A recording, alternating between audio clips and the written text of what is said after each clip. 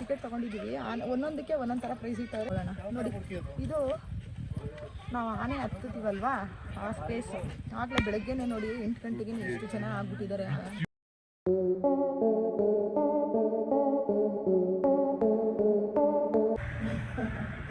ಸೋತಾ ಇದೆ ನೋಡಿ. ನನ್ನ ಮಗಳು ಡ್ರೆಸ್ ಇವತ್ತು ಕ್ರಿಸ್ಮಸ್ ಬೇರೆ ಇದೆ, ಸೊ ಹಾಗಾಗಿ ಡ್ರೆಸ್ ಹಾಕ್ಬಿಟ್ಟಿದ್ದೀನಿ. ಕ್ರಿಸ್ಮಸ್ ಎಲ್ಲ ಟೇಕ್ಡಿ ಹೇಗಿದೆ ಅಂತ ತೋರಿಸ್ತೀನಿ. ನಾನು ಗುರುವಾಯೂರಿಂದ ಟೇಕ್ಡಿಗೆ ಬರೋ ಅಂಥ ವಿಡಿಯೋನ ಮಾಡೋಕ್ಕಾಗಲಿಲ್ಲ.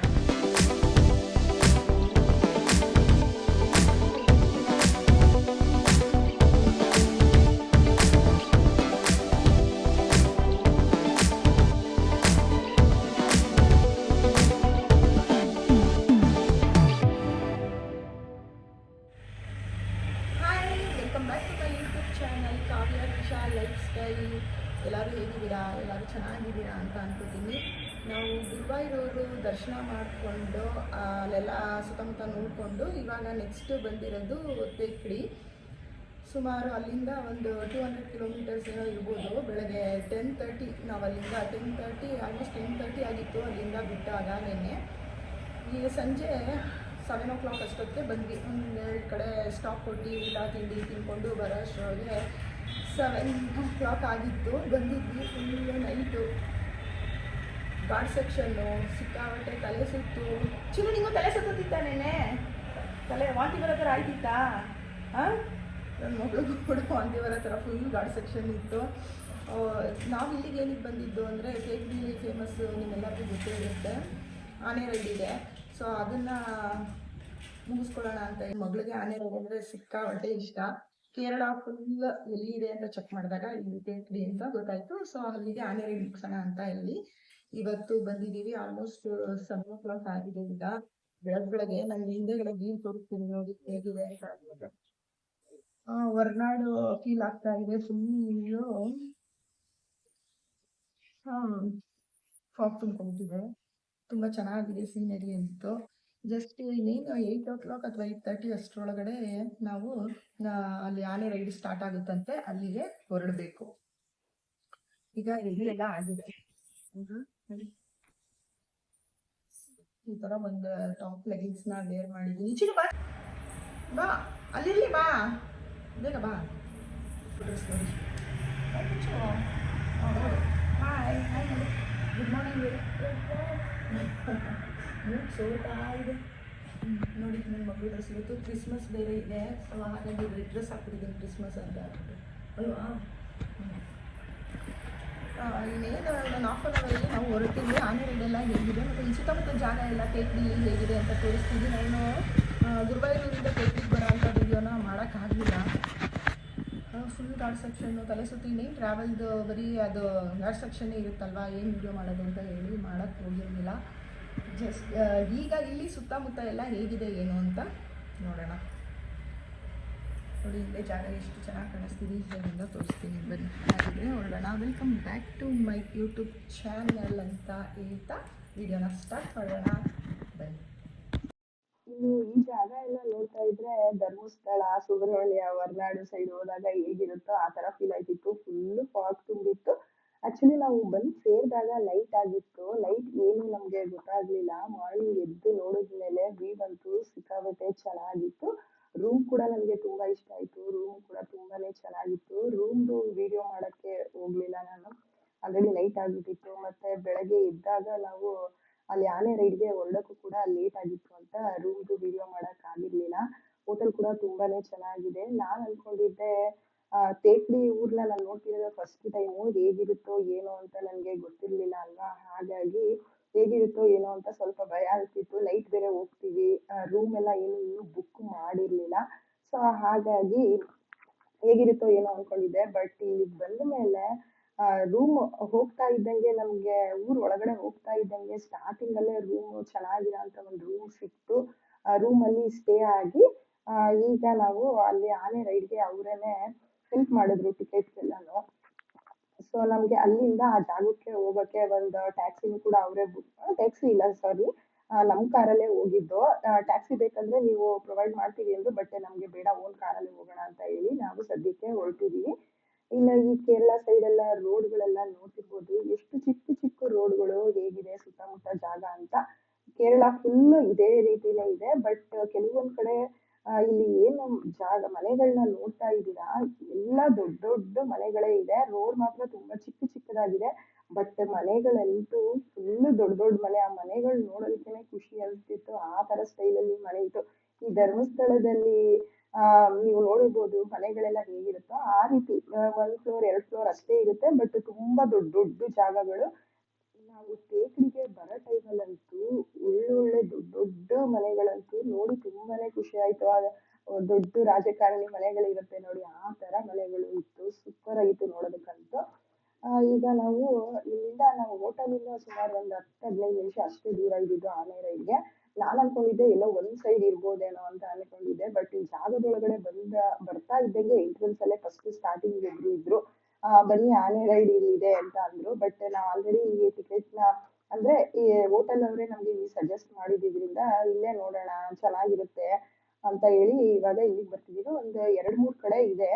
ಬಟ್ ನಮ್ಗೆ ಎಲ್ಲಿ ಅಂದ್ರೆ ನಮ್ಗೆ ಎಲ್ಲಿ ಕರೆಕ್ಟ್ ಆಗಿ ಚೆನ್ನಾಗಿದೆ ಅನ್ಸುತ್ತೋ ನಾವ್ ಅಲ್ಲಿ ನೋಡಿ ಹೋಗ್ಬೋದು. ಬಟ್ ನಮ್ಗೆ ಹೋಟೆಲ್ ಅವರು ಇಲ್ಲಿ ಸಜೆಸ್ಟ್ ಮಾಡಿದ್ರಿಂದ ನಾವು ಇವಾಗ ಇಲ್ಲಿಗೆ ಬಂದಿದೀವಿ. ಇಲ್ಲಂತೂ ತುಂಬಾ ಚೆನ್ನಾಗಿದೆ ಅಂತ ಹೇಳಿದ್ದಾರೆ. ನೋಡೋಣ ಒಳಗಡೆ ಹೋಗಿ ಹೇಗಿರುತ್ತೆ ಏನು ಅಂತ ಅಂದ್ಬಿಟ್ಟು. ಇವತ್ತು ಬೇರೆ ಕ್ರಿಸ್ಮಸ್ ಇದೆ. ಕ್ರಿಸ್ಮಸ್ ದಿನ ತುಂಬಾನೇ ರಶ್ ಇರುತ್ತೆ ಅಂತ ಅನ್ಕೊಂಡಿದ್ವಿ. ಯಾಕಂದ್ರೆ ರಜಾ ಟೈಮು ಎಲ್ಲಾ ಕಡೆ. ಆಲ್ರೆಡಿ ನೀವು ಗುರುವಾಯೂರಲ್ಲೆಲ್ಲ ನಾನು ವಿಡಿಯೋದಲ್ಲಿ ನೋಡಿದ್ರಿ ಅಲ್ವಾ, ಎಲ್ಲಾ ಕಡೆ ಕ್ರೌಡ್ ಅಂದ್ರೆ ಕ್ರೌಡ್, ಸಿಕ್ಕಾಪಟ್ಟೆ ಜನ.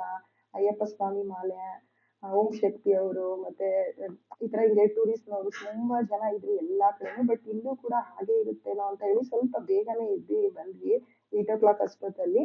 ಬಟ್ ಇಲ್ಲಿಗೆ ಬಂದ ಮೇಲೆ ಗೊತ್ತಾಯ್ತು ಇನ್ನ ಏನ್ ಅಷ್ಟೊಂದು ಕ್ರೌಡ್ ಆಗಿರ್ಲಿಲ್ಲ.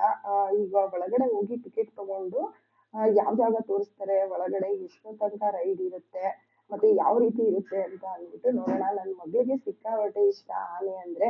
ಸೊ ಹಾಗಾಗಿ ಅವಳನ್ನ ಒಂದ್ಸಲಿ ಆನೆ ಮೇಲೆ ಕೂರಿಸ್ಬೇಕು, ರೌಂಡ್ ಓಡಿಸ್ಬೇಕು ಅನ್ನೋದು ಅವ್ರಿಗೆ ಪಪ್ಪನ್ಗೆ ತುಂಬಾ ಇಷ್ಟ ಇತ್ತು. ಹಾಗಾಗಿ ಆ ಜಾಗನ ಹುಡುಕೊಂಡು ನಾವ್ ಈ ಜಾಗಕ್ಕೆ ಹೋಗ್ಲೇಬೇಕು, ಆನೆ ರೈಡ್ ಮಾಡ್ಲೇಬೇಕು ಅಂತ ಹೇಳಿ ಸದ್ಯಕ್ಕೆ ಈ ಜಾಗಕ್ಕೆ ಬಂದಿದೀವಿ.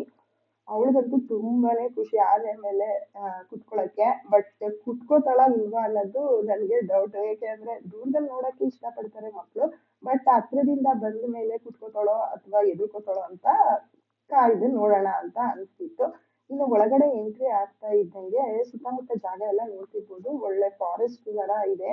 ಆನೆಗಳು ಅಲ್ಲಲ್ಲಿ ಕಟ್ಟಿದ್ದಾರೆ. ಇಲ್ಲಿ ಯಾವ ಆನೆ ಮೇಲೆ ಕರ್ಕೊಂಡು ಹೋಗ್ತಾರೆ ಅಂತ ಇನ್ನೂ ಗೊತ್ತಿಲ್ಲ. ಇನ್ನೂ ಸ್ಟಾರ್ಟ್ ಆಗಿಲ್ಲ ರೈಡ್. ಆನೆ ಎಲ್ಲ ವಾಶ್ ಮಾಡಿ ಕ್ಲೀನ್ ಮಾಡಿ ರೆಡಿ ಮಾಡ್ತಾ ಇದ್ದಾರೆ.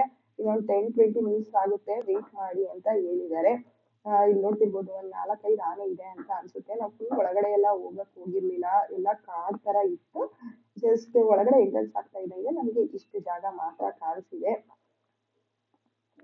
ನೋಡೋಣ ಇವತ್ತು ಹೇಗಿರುತ್ತೆ ಆನೆ ರೈಡ್ ಅಂತ ಅಂದ್ಬಿಟ್ಟು. ತುಂಬಾ ದಿನಗಳ ಆಸೆ ಆನೆ ಮೇಲೆ ಕುತ್ಕೋಬೇಕು ಅಂತ. ಯಾರಿಗೆಲ್ಲ ಆನೆ ಮೇಲೆ ಕುತ್ಕೊಳಕ್ ಇಷ್ಟ ಇರೋದಿಲ್ಲ. ನೀವು ಏನಾದ್ರೂ ಆನೆ ಮೇಲೆ ಕುತ್ಕೊಂಡು ಆನೆ ರೈಡ್ ಮಾಡ್ತೀರಾ ಅನ್ನೋದಿದ್ರೆ ಕೇರಳ ಸೈಡ್ ಬಂದಾಗ ತೇಕ್ಡಿಗೆ ಹೋಗಿ ಆನೆ ರೈಡ್ ನ ಮಾಡೋದಂತೂ ಮರೆಯಕ್ಕೆ ಹೋಗ್ಬೇಡಿ. ತುಂಬಾನೇ ಚೆನ್ನಾಗಿರುತ್ತೆ ಎಕ್ಸ್ಪೀರಿಯನ್ಸ್ ಅಂತೂ. ಇನ್ನ ಜಾಗನೂ ಕೂಡ ಸುತ್ತಮುತ್ತ ತುಂಬಾನೇ ಚೆನ್ನಾಗಿದೆ. ನೋಡ್ತಾ ಇರ್ಬೋದು ಹೇಗಿದೆ ಅಂತ ಅಂದ್ಬಿಟ್ಟು. ವೆದರ್ ಕೂಡ ತುಂಬಾ ಚೆನ್ನಾಗಿತ್ತು.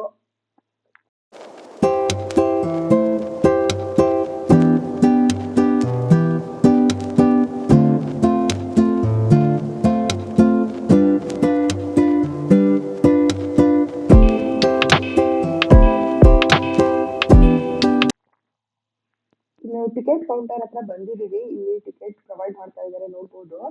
ನಾನೇ ಫಸ್ಟ್ ಅಂತ ಅನ್ಕೊಂಡ್ವಿ. ಬಟ್ ತುಂಬಾ ಜನ ಇದ್ರು ಆಲ್ರೆಡಿ. ನಾವು ಟಿಕೆಟ್ ತೊಗೊಂಡಿದ್ದೀವಿ. ಒಂದೊಂದಕ್ಕೆ ಒಂದೊಂದು ಥರ ಪ್ರೈಸ್ ಇಟ್ಟವ್ರೆ. ಈಗ 1000 ರುಪೀಸ್ ಇಬ್ಬರಿಗೆ, 500 ರುಪೀಸ್ ಒಂದು ಆನೆ ರೈಡ್ಗೆ. 10 ಮಿನಿಟ್ಸ್ ಇರುತ್ತಂತೆ. ಅಂದರೆ 5 ವರ್ಷದ ಮೇಲ್ಪಟ್ಟಿರೋ ಮಕ್ಕಳು ಏನಾದರೂ ಇದ್ದರೆ ಅವ್ರಿಗೆ 500 ರುಪೀಸ್ ಚಾರ್ಜ್ ಮಾಡ್ತಾರೆ. ನನ್ನ ಮಗಳಿಗೆ 4 ಇಯರ್ಸ್ ಆಗಿರೋದ್ರಿಂದ ಅವಳಿಗೇನು ಚಾರ್ಜ್ ಮಾಡಿಲ್ಲ. ನಮ್ಮಿಬ್ರಿಗೆ ಮಾತ್ರ 500 ತೊಗೊಂಡವ್ರೆ. ಇದನ್ನು ಮುಗಿಸಿದ ಮೇಲೆ ನಮ್ಗೆ ಇನ್ನೊಂದ್ಸರಿ ಬೇಕು ಅಂದರೆ ಇನ್ನೊಂದು ಸಲ ತೊಗೊಳ್ಳೋಣ ಅಂತ ಅಂದ್ಕೊಂಡಿದ್ದೀವಿ. ಫಸ್ಟ್ ಇದನ್ನು ಮುಗಿಸ್ಬಿಡೋಣ, ಆಮೇಲಿಂದ ತೊಗೊಳ್ಳೋಣ. ನೋಡಿ, ಇದು ನಾವು ಆನೆ ಹತ್ತುತ್ತೀವಲ್ವಾ ಆ ಸ್ಪೇಸು. ಆಗಲೇ ಬೆಳಗ್ಗೆನೇ ನೋಡಿ 8 ಗಂಟೆಗೆ ಎಷ್ಟು ಜನ ಆಗ್ಬಿಟ್ಟಿದ್ದಾರೆ ಅಂತ ಅಂದ್ಬಿಟ್ಟು 10 ಮಿನಿಟ್ಸ್ ರೈಡ್ ಇರುತ್ತಂತೆ. ಅಂದರೆ ಸುತ್ತ ಈ ಕಾಡು ಸುತ್ತ ಒಂದು ರೌಂಡ್ ಹೋಗುತ್ತೆ. ಇಲ್ಲಿ ಎಲಿಫೆಂಟ್ ಮೇಲೆ ಹತ್ತಂತದ್ದು. ಅಪ್ಪ ಮಗಳು ಇಲ್ಲಿ ಫೋಟೋ ತಗೋತಾ ಇದ್ದಾರೆ. ಇನ್ನು ಟಿಕೆಟ್ ಎಲ್ಲ ತಗೊಂಡಿದ್ದಾಯ್ತು. ಆನೆ ಬರೋ ತನಕ ವೇಟ್ ಮಾಡ್ಬೇಕಾಗುತ್ತೆ. ನೋಡಿ ಇಲ್ಲಿ ಒಳಗಡೆ ಇದು ವೇಟಿಂಗ್ ರೂಮ್. ಆನೆ ಮೇಲೆ ತುಂಬಾ ಜನ ಇದ್ರೆ ಕುತ್ಕೊಳ್ಳೋದಕ್ಕೆ ಜಾಗ ಕೂಡ ಮಾಡಿದ್ದಾರೆ. ಇನ್ನು ಈ ಜಾಗದಲ್ಲಿ ನಮ್ಮನ್ನ ಕರ್ಕೊಂಡು ಬಂದು ಆನೆ ಮೇಲೆ ಹತ್ತಿಸ್ತಾರೆ. ಇಲ್ಲಿ ನೋಡ್ತಾ ಇರ್ಬೋದು ಗಜರಾಜ ಎಂಟ್ರಿ ಆಗಿರೋದು. ಫಸ್ಟ್ ಆನೆ ಇದು ಬಂದಿದ್ದು. ಬಟ್ ನಮ್ಗಿಂತ ಮುಂಚೆ ಎಲ್ಲಾರು ಬಂದಿರೋರು ಅಂದ್ರೆ ಲೈನ್ ಬೈ ಲೈನ್ ನಂಬರ್ ಪ್ರಕಾರ ಕೊಟ್ಟಿರ್ತಾರೆ. ಕ್ಯೂ ಸಿಸ್ಟಮ್ ಇರುತ್ತೆ, ಆ ತರ ಬರ್ಬೋದು. ನೆಕ್ಸ್ಟ್ ನಮ್ದು ಬಂದಾಗ ನಾನು ಅಲ್ಲಿ ಒಬ್ರು ಕೈಲಿ ಕೊಟ್ಟು ವಿಡಿಯೋನ ಮಾಡಿಸ್ಕೊಂಡೆ. ನನ್ನ ಮಗಳಂತೂ ಫುಲ್ ಭಯನೇ ಇಲ್ಲ, ಎಷ್ಟು ಚೆನ್ನಾಗಿ ಕೂತಿದ್ಲು ಅಂದ್ರೆ ಅವಳಿಗೆ ಸಿಕ್ಕಾಬಟ್ಟೆ ಇಷ್ಟ ಆಯ್ತು ಆನೆ ರೈಡ್ ಅಂತೂ. ಜಸ್ಟ್ 10 ಮಿನಿಟ್ಸ್ಗೆ ಒಂದು 500 ರುಪೀಸ್ ಇತ್ತು. ನಾವು ಇನ್ನೊಂದ್ಸಲ ಕುತ್ಕೊಳ್ಳೋಣ ಅಂತ ಹೇಳಿ 2 ಸಲ ಕುತ್ಕೊಂಡ್ವಿ. ಹಾಗೆ ನಾವ್ ಯಾವ ಆನೆ ಮೇಲೆ ಕೂತಿರ್ತೀವಿ ಆ ಆನೆ ಹತ್ರನೇ ನಿಲ್ಸಿ ನೋಡಿ ಈ ತರ ಎಲ್ಲ ಫೋಟೋ ಎಲ್ಲ ತೆಗಿಯೋದು ಮತ್ತೆ ವಿಡಿಯೋನು ಕೂಡ ಮಾಡ್ಕೊಡ್ತಾರೆ. ಆನೆ ಆ ಸುಳ್ಳು ಎತ್ತಿ ಆಶೀರ್ವಾದ ಮಾಡುತ್ತೆ ನೋಡಿ ಅವ್ರು ಹೇಳಿದಾಗ, ಅದಂತೂ ನೋಡೋದಕ್ಕೆ ಸಿಕ್ಕಾಪಟ್ಟೆ ಚೆನ್ನಾಗಿತ್ತು. ಎಕ್ಸ್ಪೀರಿಯನ್ಸ್ ಅಂತೂ ಸಿಕ್ಕಾಪಟ್ಟೆ ಚೆನ್ನಾಗಿತ್ತು. ಆನೆ ಪಕ್ಕ ನಿಂತ್ಕೊಳ್ಳೋದು, ಆನೆ ಮೇಲೆ ಕೂತ್ಕೊಳ್ಳೋದು ಅಂದ್ರೆ ನನಗಂತೂ ತುಂಬಾನೇ ಚೆನ್ನಾಗಿತ್ತು ಅಂತ ಅನಿಸ್ತು. ಈ ತರ ಫೋಟೋ ಎಲ್ಲ ತೆಗೆದ್ಮೇಲೆ ನೆಕ್ಸ್ಟ್ ಯಾರು ಇರ್ತಾರೆ ವೆಯ್ಟ್ ಮಾಡ್ತಿರ್ತಾರೆ ಅವ್ರನ್ನ ಕರ್ಕೊಂಡು ಹೋಗಿ ರೌಂಡ್ ಓಡಿಸುತ್ತೆ. ಜಸ್ಟ್ ಏನಿಲ್ಲ, ಈ ಕಾಡ್ ಒಳಗಡೆ ಒಂದ್ ರೌಂಡ್ ಬೆಟ್ಟದ ತರ ಇರುತ್ತೆ, ಅದ್ರ ಮೇಲೆ ಸ್ವಲ್ಪ ಮೇಲೆ ಹತ್ತೋದು ಇಳಿಯೋದು ಮಾಡಿ ಕರ್ಕೊಂಡು ಬರುತ್ತೆ. ಅದು ಬೇರೆ ತರನೇ ಎಕ್ಸ್ಪೀರಿಯನ್ಸ್ ಆನೆ ಮೇಲೆ ಹೋಗೋದು. ಹಾಗೆ ಇಲ್ಲಿ ತುಂಬಾನೇ ತಾವರೆ ಹೂಗಳು ಕೂಡ ಹಾಕಿದ್ರು, ನೋಡೋದಕ್ಕೆ ತುಂಬಾನೇ ಚೆನ್ನಾಗಿ ಕಾಣಿಸ್ತಿತ್ತು. ಇನ್ನು ಇದನ್ನೆಲ್ಲ ಮುಗಿಸ್ಕೊಂಡು ನಾವು ಹೊರಡೋ ಅಷ್ಟರಲ್ಲಿ ಆಲ್ರೆಡಿ 2 ಅವರ್ಸ್ ಆಯ್ತು. ಏಕೆಂದ್ರೆ ನಾವಿಲ್ಲಿ ಆನೆ ಹತ್ರ ಎಲ್ಲ ಫೋಟೋ ತೆಗಿಸ್ಕೊಳ್ಳೋದು, ಸುತ್ತಮುತ್ತ ಜಾಗ ನೋಡಿ ಆನೆ ರೈಡ್ ಎಲ್ಲ ಮಾಡಿದ್ವಿ, ಎಲ್ಲ ಮಾಡಿದ್ರು. ಅವರು ಆ ಮಾವುತ ಏನಿದ್ದಾರೆ ಅವರು ಚೆನ್ನಾಗಿ ಫ್ರೆಂಡ್ ಆಗಿ ತುಂಬಾ ಚೆನ್ನಾಗಿ ಮಾತಾಡ್ಸಿದ್ರು. ಇದಾಗಿತ್ತು ಇವತ್ತಿನ ವಿಡಿಯೋ. ನೆಕ್ಸ್ಟ್ ನಾವು ಯಾವ ಊರಿಗೆ ಹೋಗ್ತಾ ಇದೀವಿ, ಯಾವ ಜಾಗನ ನಿಮ್ ಜೊತೆ ಶೇರ್ ಮಾಡ್ತೀನಿ ಅಂತ ನೋಡ್ತಾ ಇರಿ. ವಿಡಿಯೋ ಇಷ್ಟ ಆದ್ರೆ ಲೈಕ್ ಮಾಡೋದನ್ನ ಮರಿಬೇಡಿ. ಫ್ಯಾಮಿಲಿ ಅಂಡ್ ಫ್ರೆಂಡ್ಸ್ ಜೊತೆಗೂ ಕೂಡ ಶೇರ್ ಮಾಡಿ. ಯಾರೆಲ್ಲ ಆನೆ ರೈಡ್ ಮಾಡ್ಬೇಕು ಅಂತ ಇದ್ದೀರಾ ನೀವು ಒಂದ್ಸಲ ಬಂದು ವಿಸಿಟ್ ಮಾಡ್ಬೋದು. ಇನ್ನು ನನ್ನ ಚಾನಲ್ಗೆ ಸಬ್ಸ್ಕ್ರೈಬ್ ಆಗಿಲ್ಲ ಅಂದ್ರೆ ಪ್ಲೀಸ್ ಈಗಲೇ ಹೋಗಿ ಸಬ್ಸ್ಕ್ರೈಬ್ ಮಾಡ್ಕೊಳ್ಳಿ. ಈ ವಿಡಿಯೋ ಇಷ್ಟ ಆಯ್ತು ಅಂದ್ರೆ ಲೈಕ್ ಮಾಡೋದನ್ನ ಮರಿಬೇಡಿ. ನಾನು ಮತ್ತೊಂದು ಹೊಸ ವಿಡಿಯೋದಲ್ಲಿ ಸಿಗ್ತೀನಿ. ಅಲ್ಲಿವರೆಗೂ ಎಲ್ಲರೂ ಹ್ಯಾಪಿಯಿಂದ ಖುಷಿಯಿಂದ ಇರ ಅಂತ ಹೇಳ್ತಾ ಥ್ಯಾಂಕ್ ಯು ಸೋ ಮಚ್.